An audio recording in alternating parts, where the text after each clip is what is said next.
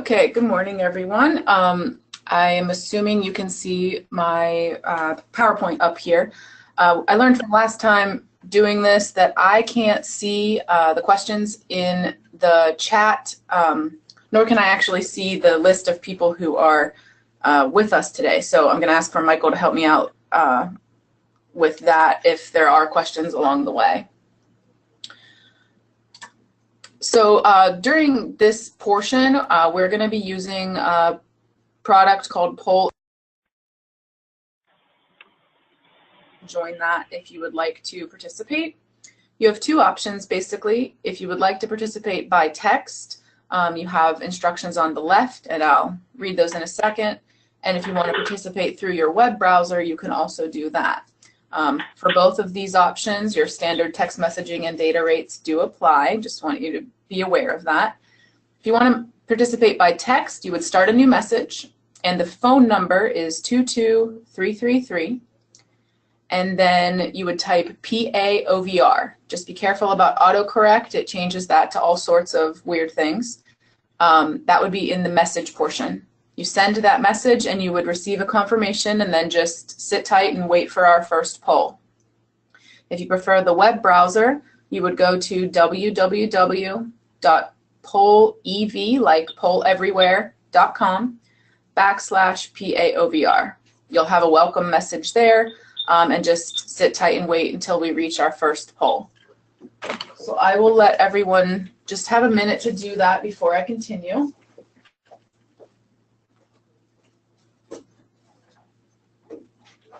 Sarah, I went ahead and changed your status, so you should be able to see who's on the call and questions folks may have. Okay, that's great.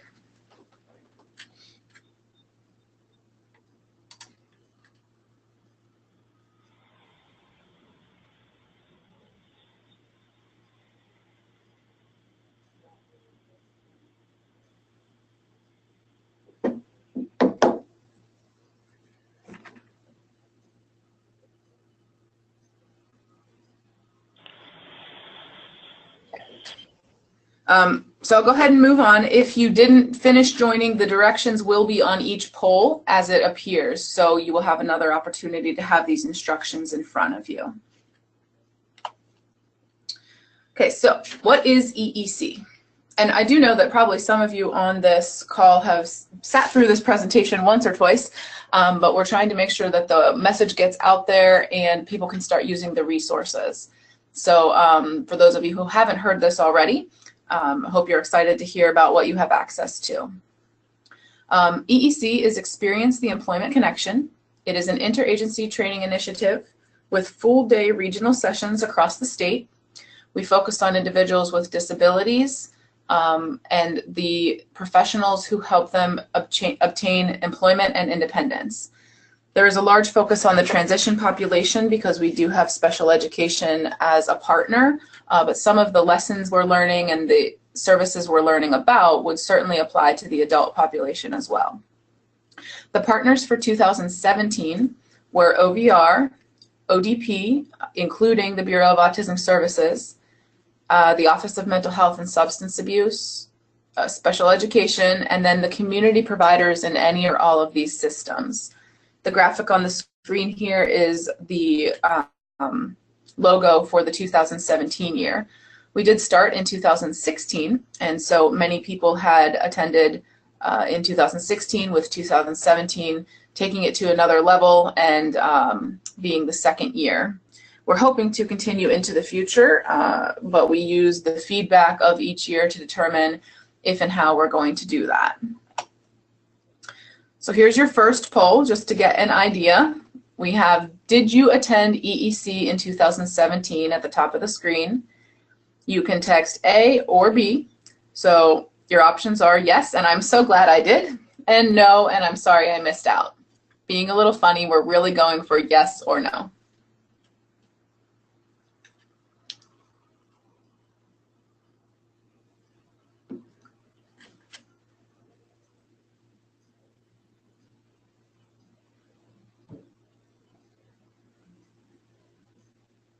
All right, looks like our responses have slowed. So on the call, we have about 55% of people who said they did go, 58, and 42% who were not able to go. So this presentation will be useful for you whether you went or whether you didn't go. But if you want to use some of these resources in your local area, you may want to pair up with someone who did get to attend the training, who has walked through it together, especially if you're maybe not sure of the actual application in the local area. So you have an idea now of how Poll Everywhere works, and we'll see a few more polls throughout this session. EEC was based on the Employment First Executive Order, which says that competitive integrated employment is the first consideration and preferred outcome for publicly funded services. That is, of course, who we are. All of the systems that I mentioned, we are publicly funded services. The ultimate goal is to increase competitive integrated employment for Pennsylvanians with disabilities by connecting professionals across systems. We kicked off each of the regional training sessions with a brief message from Governor Wolf, and so I'm going to share that with you today as well.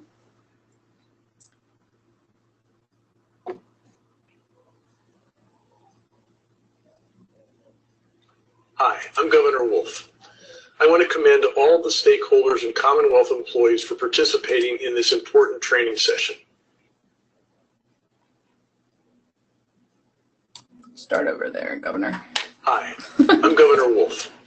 I want to commend all the stakeholders and Commonwealth employees for participating in this important training session. Competitive integrated employment is a priority for my administration. Last year, I signed the Employment First Executive Order that will make Pennsylvania a model state for workers with disabilities. By working together, all of us can remove barriers to employment and ensure that people with disabilities can reach their full potential at work and in our communities.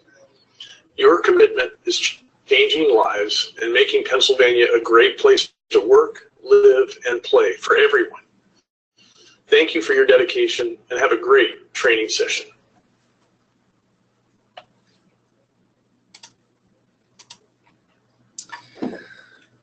So that welcomed folks to the day, and it really, the EEC priorities really line up with what Governor Wolf has set forth for the state of Pennsylvania. Under the executive order, there are 12 priorities outlined, and in the photograph here you can see posters of those 12 priorities. Using sticky notes provided on each table, participants at each regional training session voted on the top priority in that region. And that was what was used to select a topic for the leadership breakout discussion.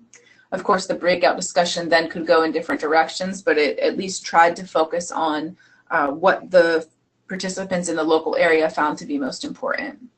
As we've seen these voting results, it may also influence our future training content to try to hone in on some of the key areas of importance. Statewide, so again, these voting, we voted at each regional session, but statewide, priority number 6 was actually the top priority selected. The topic was transportation, and it further says for individuals to succeed on the job, they need reliable transportation to get to and from work on time, every time. That was the top priority in every regional session except, I believe, Pittsburgh and Philadelphia, which are obviously more urban areas with public transportation. Priority number 5 came in second place, to assist adults with a disability in getting and keeping a job. And priority number 3 was in third place, prepare young people with a disability to become working adults with a disability. Those were the top 3, but priority number 4 came in a close 4th place.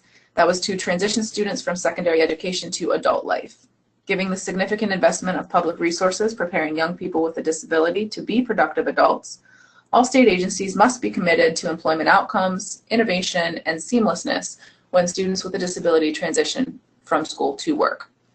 And much like the audience at EEC, today's audience on the statewide leadership transition team, this is obviously a priority, the successful transition from secondary education to adult life, whatever that may be.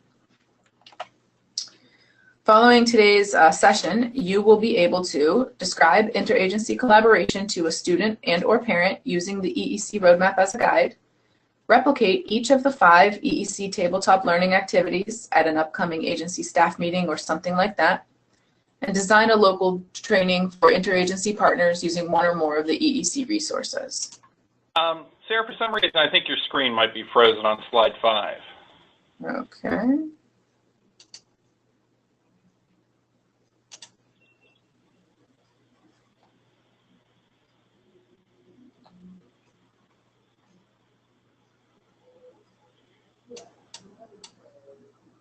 Anything happening? Yeah, now we're seeing, yeah. Okay, there we go. So those are our objectives: describe interagency collaboration, replicate the activities, and design a local training using one of the resources. So we're on slide 7 now. Sorry about that. So the first resource I'm going to go over with you is the EEC 2017 roadmap. It was the foundation for EEC 2017, and it was an illustration of interagency collaboration. First, I'm just going to describe it, and then I will show you the graphic. I know that those of you who were able to attend know what this looks like, but the folks who weren't able to attend, this might be new information to you. This is a snapshot of someone's life between the age of 14 and 25. So we took a little bit of liberty with the transition age. We broke that transition period into broad stages instead of specific ages or even years of high school, because we know that people could be different ages in their junior or senior year, or they could be fifth-year seniors. So there's so much variation that we wanted to try to keep it general. The finish line on the roadmap is the competitive integrated employment, which is our ultimate goal. There's a compass on the roadmap, which is the legislation that sets our course. And then we have the main roadway, which is special education and OVR. And then we have parallel roadways, which is ODP, including a Bureau of Autism subset, and OMSAS, the mental health system, as well. And then some of the services you will see begin before the starting line and continue after the finish line. Like we said, this is a snapshot of someone's life. So now on the screen, we have the actual roadmap. It is very visual. We have the legislation compass at the top. And then in the main roadway, the black road line, you have special education and OVR. To the left of special education, you can see that the tire tracks begin because someone is often involved in special education from a very early age, not just as they approach high school. And then at the end of the OVR roadway, you can see that the tire tracks continue beyond the finish line as someone continues in their employment and into adulthood. Our dotted lines going vertically have the phases that I mentioned: before high school, early high school, late high school, after high school, and then once employed. In the OVR line, you can see that people might start working with someone from the Early Reach Initiative, even before high school or the early years. And then many of those folks transition into opening an OVR case, but some do not. For that reason, we have the dotted line between those two pieces of the green line. An OVR case is typically opened at the end of high school, the last 2 years, give or take. You can see that the special education line stops, and that is representing graduation. Special education services end at graduation, and OVR would continue. At the top of the map, we have the Bureau of Autism Services. They're in blue, but they're placed inside the larger ODP orange square because they are part of the ODP system. We have represented the 4 programs under ODP that we focused on: the Consolidated Waiver, the PFDS Waiver, the Adult Autism Waiver, and then the Adult Community Autism Program, ACAP, which is not a waiver, but still provides services for individuals with autism. Towards the bottom, with the purple section for mental health services, and these are provided at the county level, but it falls under the Office of Mental Health and Substance Abuse system at the state level. We have the Child Services System and the Adult Services System. Similar to the OVR line, we have a gap here. This one is more harsh, and there's actually a break, not a dotted line. The child system and the adult system are 2 separate systems, and at this age, typically age 18 or so, it we have to pay extra attention to the individuals receiving services in the children's mental health system so that they don't fall through the cracks. And so we made a visual representation of that. If you look to the left, we see that the OTP services can start sooner, the special education services can start sooner than the starting line, as could the mental health services. We don't see the OVR green lines on that side of the map. On the right, after the finish line, we can see that OTP services continue. Special education services have already stopped at graduation. OVR services stop once employment is obtained and stabilized. And then the mental health services can continue. So again, this is a snapshot, but it's trying to give an idea of how all of us interconnect and play off of each other. So available to you is the roadmap graphic itself, the page that we just saw. It's going to be an electronic file format. I believe we have a PNG file and a PDF file, and it's printable in either a legal size paper or a standard size paper. It prints very nicely on standard size. I printed it out for myself here on cardstock, and it looks great. Also available to you is the roadmap script. So this is the Word document description that you can make sense of the whole graphic if you're trying to understand it for yourself or explain it to someone else. But because this is a very visually based resource, it also serves as the alternate text for an individual with low vision or who is blind. So here's another poll question for you, and in this one you can type free text. How will you use the EEC roadmap in your day-to-day work? And I'll just pause while people have a moment to write.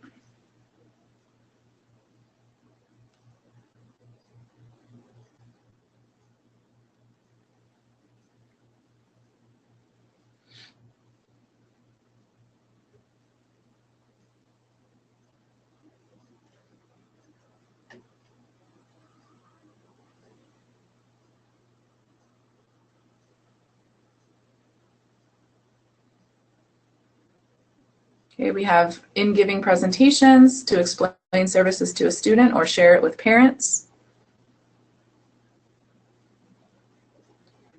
Nice reminder of available resources and appropriate timing. Develop a cross-system training plan. Supporting decision making. Share with members of Transition Council. Transition Council again.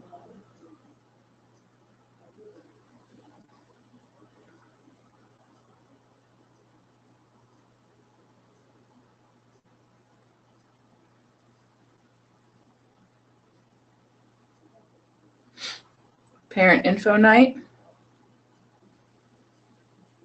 Presentations to youth and adults to understand where they need to self-advocate. Okay.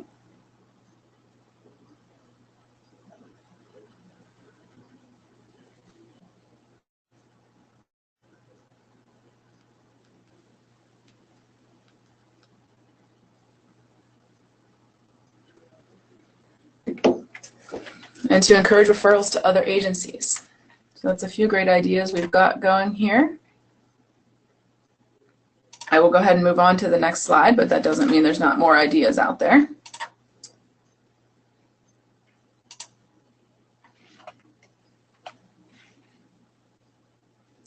So here's a few ideas we came up with, and they may be similar to what was on the other on the ideas you guys came up with. To help students or parents see the big picture outside the school system, to explain interagency collaboration to a student or parent at an IEP meeting perhaps, to remind agency professionals to connect and collaborate with other agencies, and then to discuss appropriate timing of referrals at Transition Council meetings. I will mention to you that this is one of the most popular resources from EEC 2017. We've had many requests to make it available so that people can start using it. Last I heard, all the information was in the process of being placed on the EEC website. I have not yet had confirmation that that is complete, but I will be checking into that again to see where we stand. Before I move into the tabletop learning activities, I'm going to take a quick look here at the chat. I'm not seeing any questions, but if anyone has any, feel free to type them in there.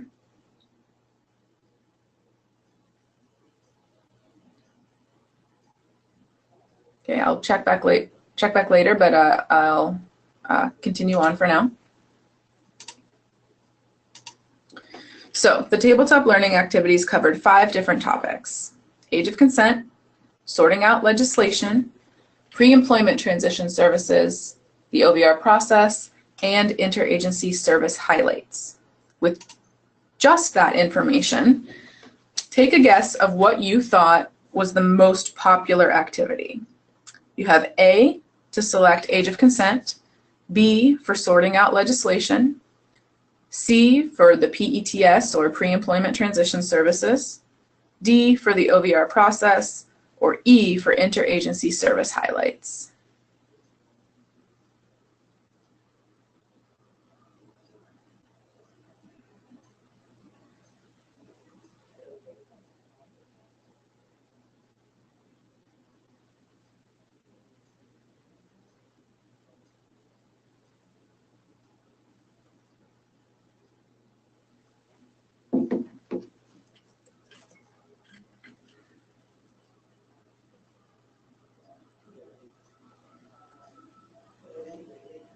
Okay, we saw our little donut graphic here moving around a bit.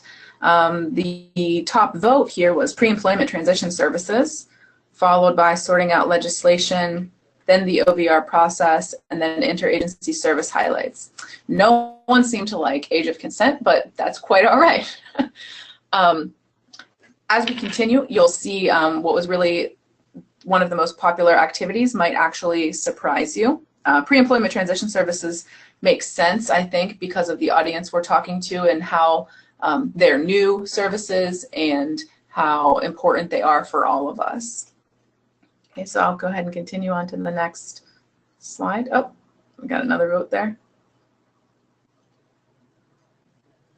Okay, thank you for participating with the poll everywhere. For those of you who've used this before, the donut graphic is actually new, so I wanted to try it out to see how it worked out.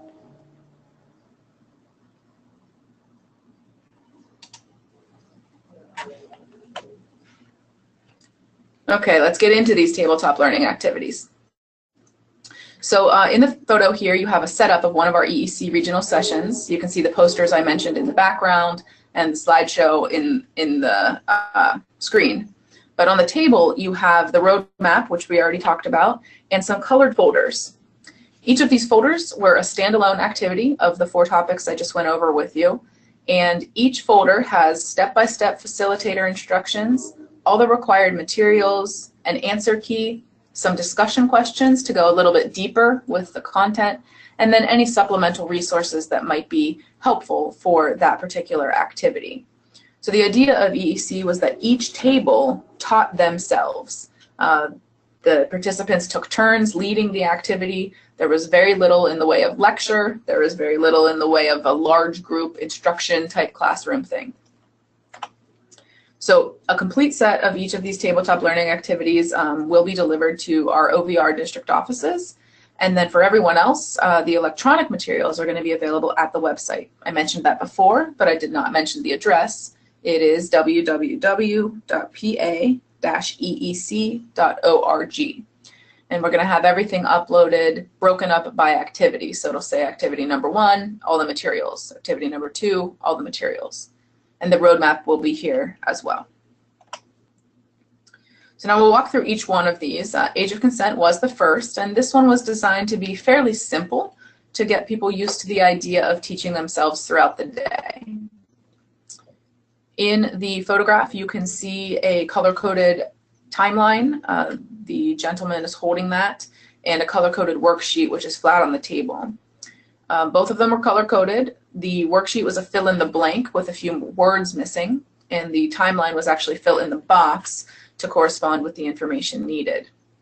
Individuals would alternate back and forth between the worksheet and the timeline to teach themselves the key information related to independent decision-making, or age of consent. Then they were asked to compare and contrast across the systems and make a plan for parent-family engagement.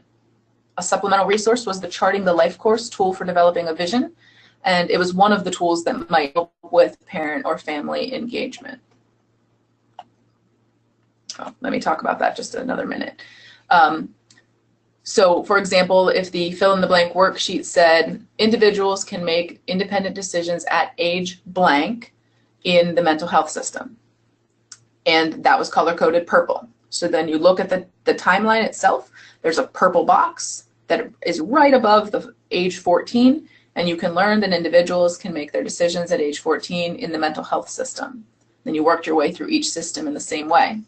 If you can see in the photo, there's a little thought bubble graphic in blue, and that is to illustrate when someone should start thinking about autism, adult autism services, and get their name on an interest list. We have that marked down at age 14, but the blue box itself, when someone can get those services, is age 21. So we tried to highlight some of those key differences. So hearing that, how might you use age of consent learning activity in your day-to-day work? This again is a free text, so you can type whatever you want rather than a multiple choice here.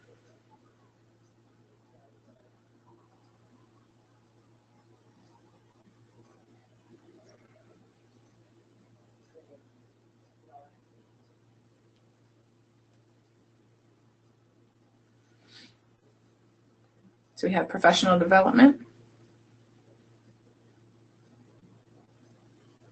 to determine when to include parents most,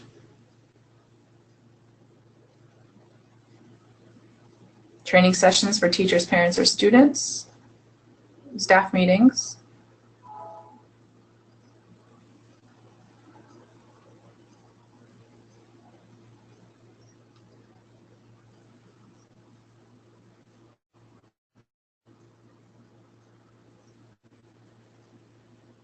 advising field staff, to explain the need for signed releases,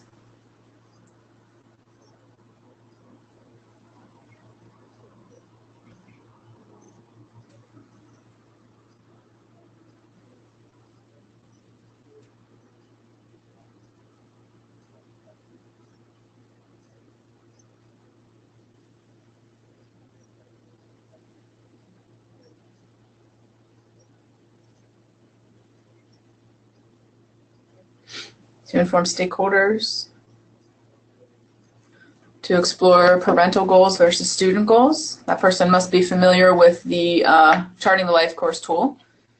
It's a worksheet that walks through the many facets of an individual. Often as professionals, we might focus on the education or we might focus on the employment, but maybe sometimes we don't look at recreation or civic engagement or other things, social activities. It looks at all the aspects, and there's a parent version and a student version. And if you have them both fill it out, you might see that people have a very different vision for their independent life or for their future, which could certainly stir up some conversation between all parties. Okay, so moving on then, here's some age and consent ideas. Most of them I think we've covered.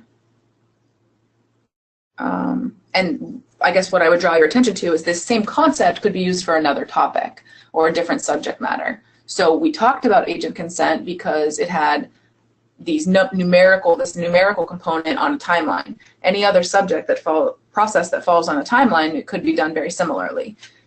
Pull up a worksheet explaining it and then just delete a few of the words to create a fill-in-the-blank thing and then have your timeline to correspond.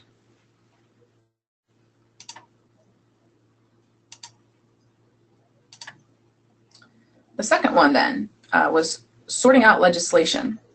So in the photo, you can see an aerial view of individuals working with some flashcards.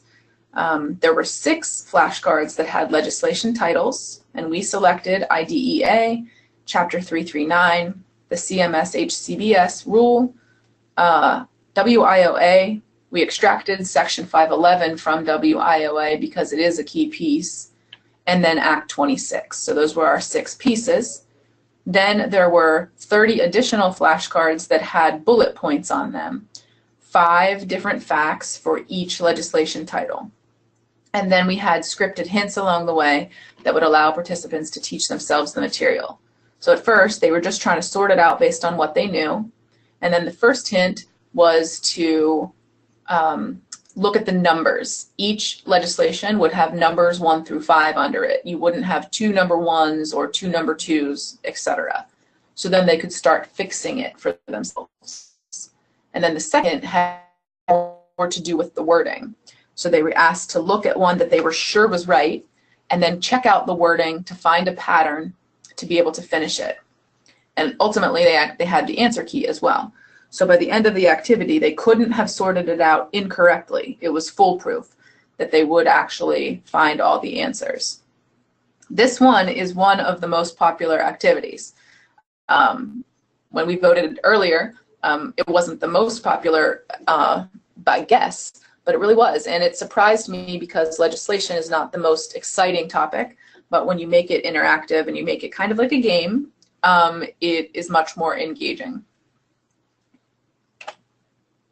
So how might you use sorting out legislation in your day-to-day work? Where could you see yourself using this activity? Again, this one is free text, whatever you want to write.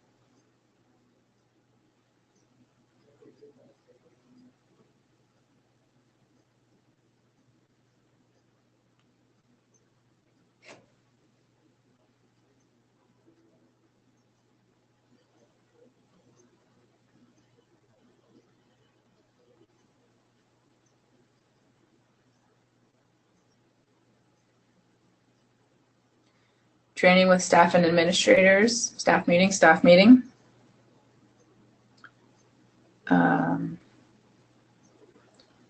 To explain why we are moving at such a fast pace, supporting families in the knowledge of their rights.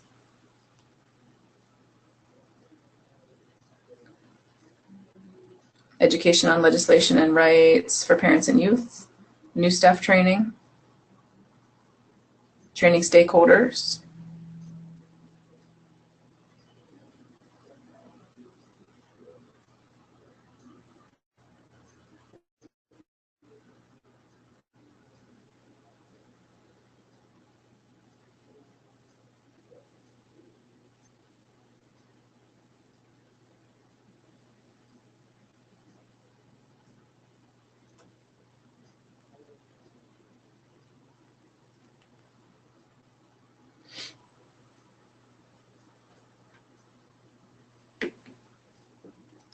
And to show how much is going on for all systems. Thank you all there for your participation.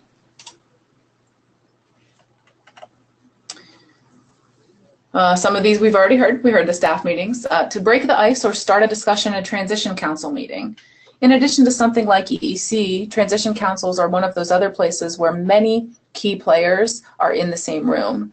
And I think it's another opportunity to really go back to the idea of showing each other how much is really going on and to illustrate the why behind all these new initiatives or these sweeping program changes, which can be very overwhelming for all of us. Sometimes understanding how much is driving that can really help. Again, you could use this same concept for another topic or subject matter. It was fairly simple. You had a key idea and then a certain number of pieces under it. It could be 5, it could be 3. I wouldn't really suggest going much more than 5. And then the numerical hints are fairly easy. The wording took a little bit of thought. The idea was that each one started with the same word or phrase, and so there's some manipulation there to use the same verbiage in each idea. The next activity then was the PETS, which many of you voted you thought might be the most popular. This one was comprised of a fill-in-the-blank worksheet in which individuals had to figure out the 5 categories of PETS. So job exploration counseling was on the fill-in-the-blank as blank exploration counseling. So they had to figure out that job went in the blank. Work-based learning experiences, I believe the blank was work-based, I think. Possibly learning. and they had to figure out what went there. Counseling on post-secondary education programs, the word post-secondary was missing, etc. Once they filled in the blanks, they had a couple examples that were written for them, but then they had to come up with their own sample activity.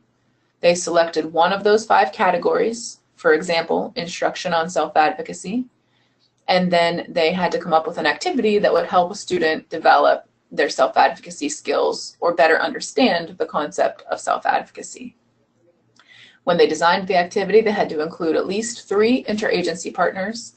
They had to outline the individual and student role, the parent and family role, and ultimately the link to employment.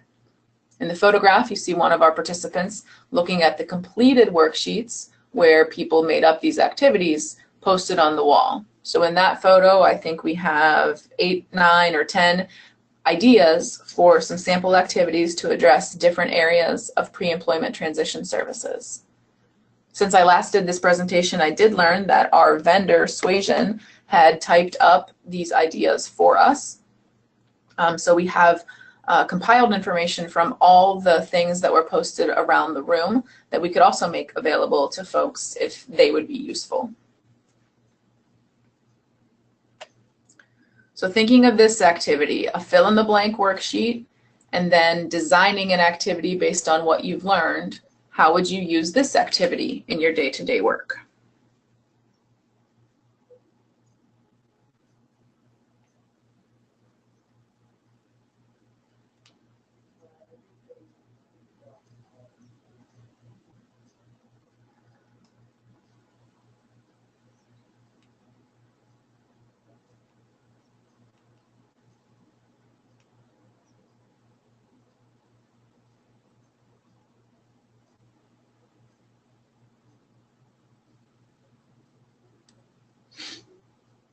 This one is also free text, so you can type whatever you want. We have an OVR early reach presentation to introduce what pre-employment transition services are.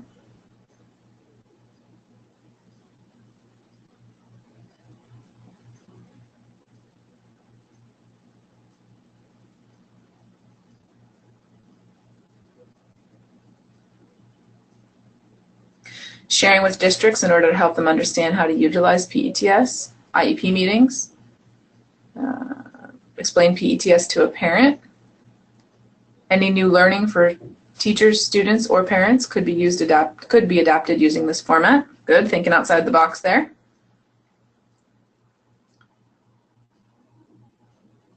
Training for trainees and families.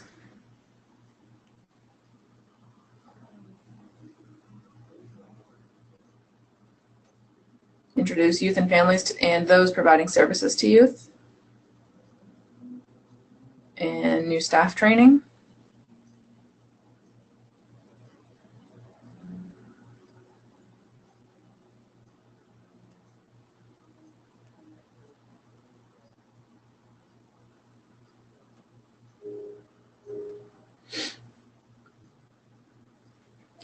New PETS providers, perhaps to ensure that they understand what's being asked of them and to sort of test the waters of what they would do to get those ideas across.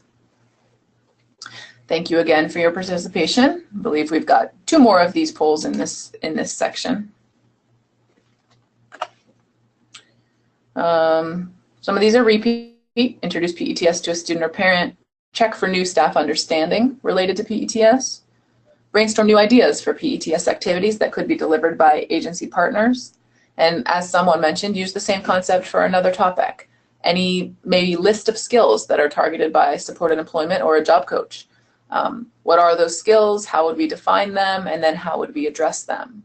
Or a list of common skills found in job postings. You know that somebody wants to be an accountant, you work through accountant job descriptions and find some of those skills and then talk about activities that could build those skills. Okay. Thank you. The OVR process was next on our list. In our photo here, we see an OVR staff member reading a script aloud. The participants at the table were using the OVR Transition Guide, which is a booklet. There's a script that highlighted the key points and the learner was required to underline certain things and write certain notes in their own copy of the booklet. There was also time for question and answers with OVR subject matter experts.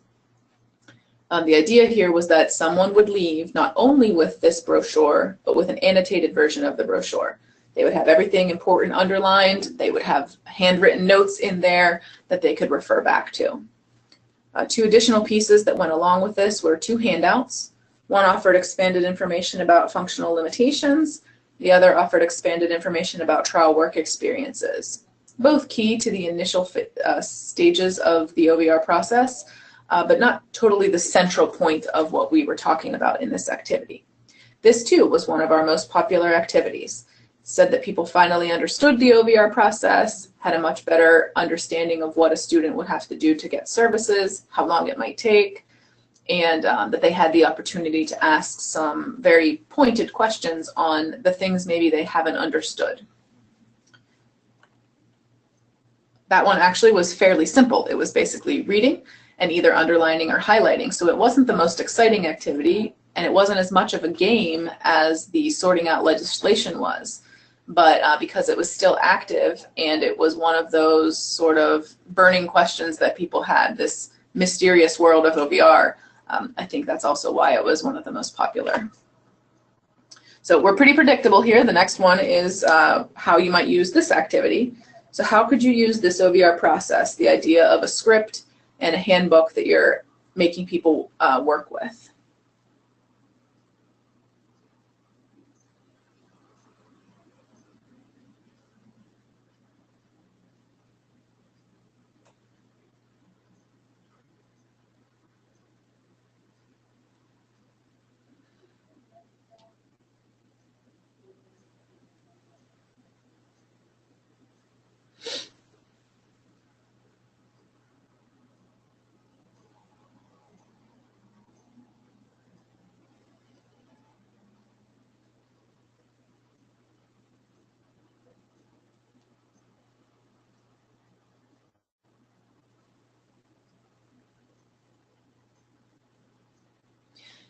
Any learning opportunity? I can use my guide to explain OVR to parents so they know what to expect. Straightforward way to present OVR information to anyone unfamiliar. Reviewing a school's transition activities with a family and student. Foster discussion with other professionals.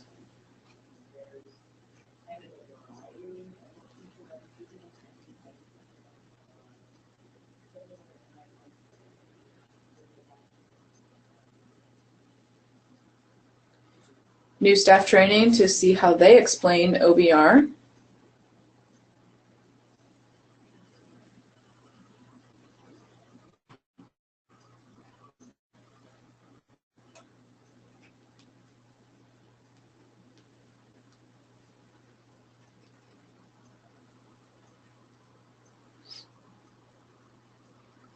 Help youth understand the importance of involvement with OVR.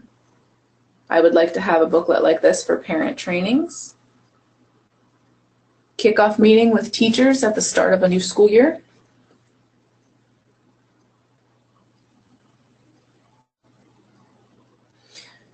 So I'll mention here that these booklets have been in existence for quite some time, and I know at OVR we give them out a lot. We give them out at conferences, we give them out at trainings, we give them out at schools, but I'm not certain how often they get read or how often they are really absorbed. And so by making this a little more active, where someone has to read it, has to write, has to digest some of the information, you know, it's almost being forced to utilize the resource, and then when it has your own handwriting in it, you can take it back, and instead of tossing it in the trash or just throwing it on the shelf, you may actually use it in the future. Thank you for your ideas here. A lot of these are repeat to explain the OVR process, to increase the actual use of the transition guide, like I explained, to educate teachers about the OVR process so they can share accurate information at IEP meetings. We at OVR understand that teachers are often the first line of defense for making some of our connections to making the referral. And I think if the teachers understand OVR a little bit better, they could be giving out information to the students when they first access them. I also think the OVR process can certainly be confusing, and we tell our staff that it takes 2 years to fully understand and know the job. And so if we give somebody else a 15-minute overview, it would be very difficult for them to understand all the ins and outs, but this at least takes a very high-level view. As someone mentioned on the polling, you could use this same concept for another topic or different subject matter. Any handout or brochure that you have, instead of just passing it out, you could sit down and say, underline this, write that, to really make them manipulate it, work with it, and use it, and give them the opportunity to ask questions. Okay, this is the last activity. Skipping to the bottom of the slide, you see that it's the most information dense one that we have, and it was also the most overwhelming activity, according to some of our participants.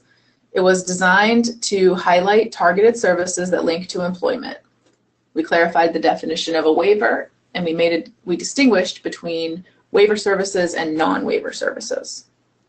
The materials included one double-sided handout per agency. So we had one for the Office of Developmental Programs, focusing on the consolidated waiver and the PFDS waiver.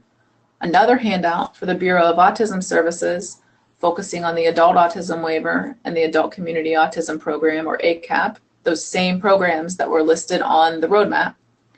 And then we had one handout for the mental health system. So that's our parallel roadways on the roadmap. We had a color-coded overview of all those key points for each, a color-coded quiz or data hunt, and then color-coded answer keys with some enhanced information. So the answer was there, but then there was a little bit more explanation or fun facts or whatever you want to call it. The goal of this activity was that each interagency professional would know enough about each other's services to ask questions like, I remember learning about a service at EEC or elsewhere that sounded like it might help address this individual's needs. Would that service be appropriate per person at this time? If it's not this one I guessed at, is there a more appropriate service you could suggest? This activity was not meant to make everyone an expert in the ODP system or the mental health system. Just like it takes 2 years to learn the OVR system fully, I'm sure that ODP and mental health have the same level of complexity that it takes a while to learn. This is really just meant to be able to have an educated conversation with your partners from the other agencies. So again, these are the services we covered. Again, the orange handout focused on consolidated and PFDS. The blue handout focused on adult autism waiver and ACAP. And the purple handout focused on county-based mental health services. So you have a sample of what this looks like. For the orange one, under ODP's consolidated and PFDS waivers, we covered 9 services: supported and advanced supported employment, small group employment, community participation support, benefits counseling, behavioral support, companion, assistive technology, and transportation. These are not the only services that these 2 waivers offer, but these are the ones that the steering committee representation felt really impacted employment the most. You can see the orange highlighting for each of those services with a little brief description under each. You can also see that there is a star asterisk next to advanced supported employment. In the data hunt, there was a question that said, which services are new in 2017? They're indicated by an asterisk. So people had to find the asterisk and learn which services were new. And then another hot topic right now is in red text, you have important, must check IEP and or OVR referral status if under age 25. Those were some of the key factors we tried to highlight. Here's your sample for the blue handout for autism, adult autism programs. We highlighted 5 services here: career planning, supported employment, transitional work services, assistive technology, and specialized skill development. The purple handout for mental health, we highlighted 11 services, so we had a lengthy list here: supported employment, peer support, psych rehab, clubhouse, school-based behavioral health rehabilitative services, often abbreviated BHRS, functional family therapy, multi-systemic therapy, partial hospitalization, residential treatment facility, and inpatient psychiatric care. Again, you've got the purple highlight with the name of the service and a very brief description. And you may have noticed as we went through, supported employment was offered by all three systems. Supported employment under mental health is certainly related to employment, but they do not operate under waivers in the mental health system. So it does not necessarily depend on IDEA or the IEP or OVR first, as some of the others did. So you have an example of what these info hunt or data hunt questions look like. Explain the term waiver in your own words. So then you had a hint. Revisit the section titled, What is a Waiver? On page 2 of the handout. So on page 2, as you might guess, you had a definition of the waiver that came from the Department of Human Services website. And then individuals made up their own definition. And then the answer key said this: medical assistance or Medicaid is meant to serve individuals with disabilities in institutional settings. A waiver grants special permission to fund services in people's homes or the community instead of in an institution. This is an example. We had people come up to us at the end and say, I never understood what a waiver was. This is the first time in my career that I actually got it. And I think the reason was you had the definition, you had to interpret it yourself, and then you had a third way to explain it. Plus there was discussion at the table. So it's applying some learning principles along the way. Another sample, how many waivers does EEC focus on? What are they called? And the answer then said EEC focuses on 3 waivers. We kept the color coding going. The 2 orange under ODP, consolidated in PFDS, and adult autism. And then the extra piece of information was that remember that individuals with autism spectrum disorder can be served under the consolidated waiver and the PFDS waiver, whether they have an intellectual disability or not. This was a change as of July 1st, 2017. In the past, they could be served under these waivers, but they had to have autism and an intellectual disability.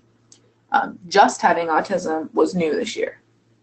And another additional piece of info was that ODP has proposed a new community living waiver to provide services to individuals with intellectual disability or autism. If approved, that is coming in January 2018. Last sample here, so you can see all 3 colors at play. Behaviors are most likely to be addressed by which services? And they had to flip through and find that there was 1 orange service, 1 blue service, and 5 purple services, and fill in the blanks. And then the extra piece of information was that special education does not provide these exact services by title, but they do provide behavior supports to students in schools, such as positive behavioral supports, support staff, renew, etc. OVR does not offer these exact services, but could refer to an external agency if someone is having trouble with behavior, preparing for, or at work. All right, so that was a lot of information, and you're probably overwhelmed like our participants were. But how might you use this particular activity, Interagency Service Highlights, in your day-to-day work?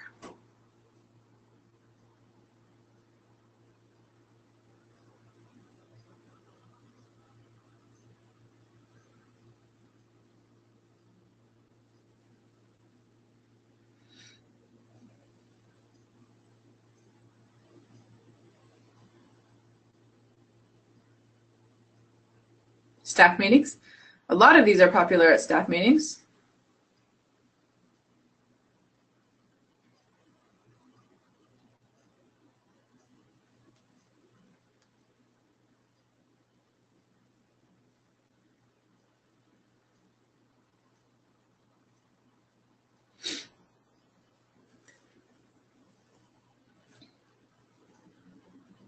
Interagency meetings, interagency connections with other systems. Invite ODP or mental health to give a presentation. Use this to kick it off, then explain more. I'm impressed with whoever typed that fast, but thank you. Great idea.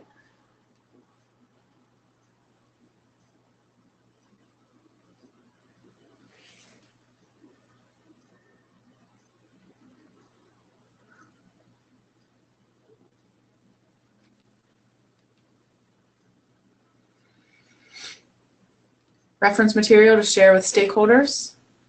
posted at my desk to think of other services. Another idea for reference material here.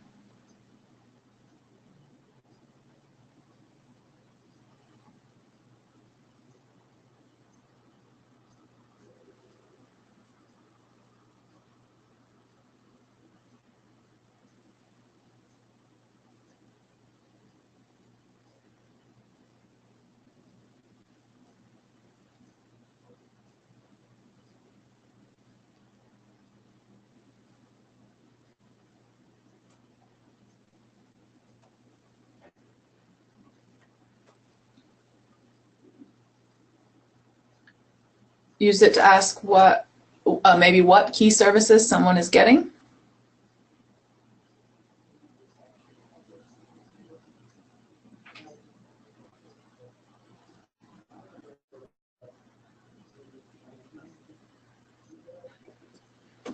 I will mention that for the OTP services, especially the new ones, our ODP representatives said that ODP themselves is just learning how to really apply and use these services now. And so that's why we kept it at kind of a general level, but there could be the opportunity to go a little bit deeper at a future EEC, or like someone suggested here, at a staff meeting, so that ODP could elaborate on some of those services. Thank you again for your participation there. Some of these have been said to kick off a more detailed look at services, as a reference material, to initiate a conversation with a supports coordinator or case manager, to introduce waiver services to professional staff during a staff meeting or transition council meeting. I think many of us get confused about this idea of a waiver. And then use the same concept for another topic or different subject matter.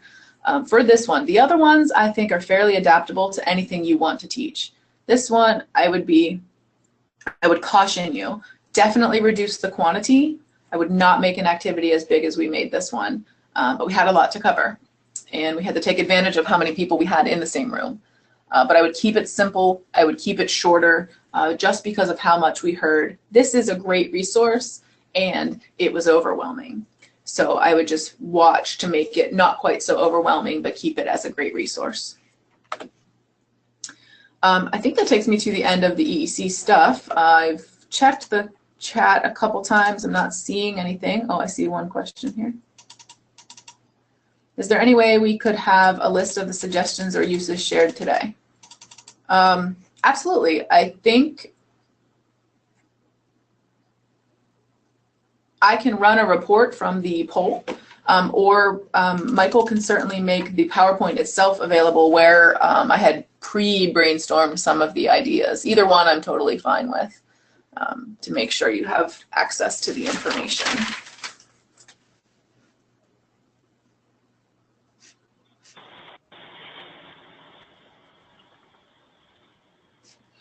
And that, I think, is the only question I'm seeing. Is there anyone else that has a question? Or Michael, was that you with a comment maybe? No, I don't see anything else there right now.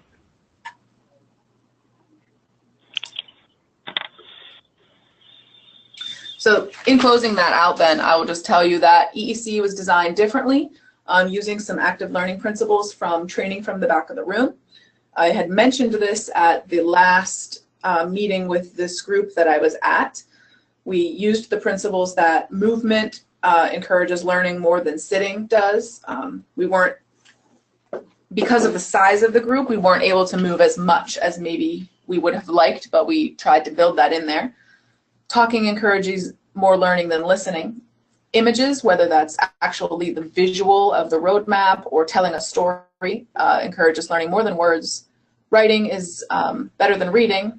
Shorter is better than longer. And we kind of broke that rule a little bit on that last activity. But sometimes you have to make some difficult choices.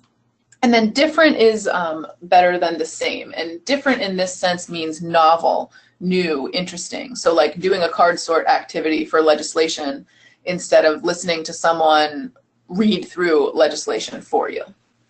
So those are some ideas also that you can keep in mind as you do some of these trainings moving forward. And if anyone would want more information on any of the EEC stuff or this style of training, I'm happy to be a resource for you. The EEC steering committee was of all our interagency partners, and we definitely couldn't have done it without. all of these people's input.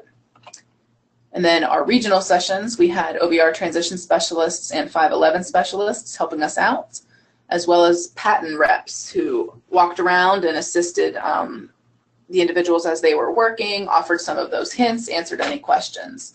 So again, we are thankful for all the help that this giant collaborative effort required, and it was a success because of it. That is it for that piece.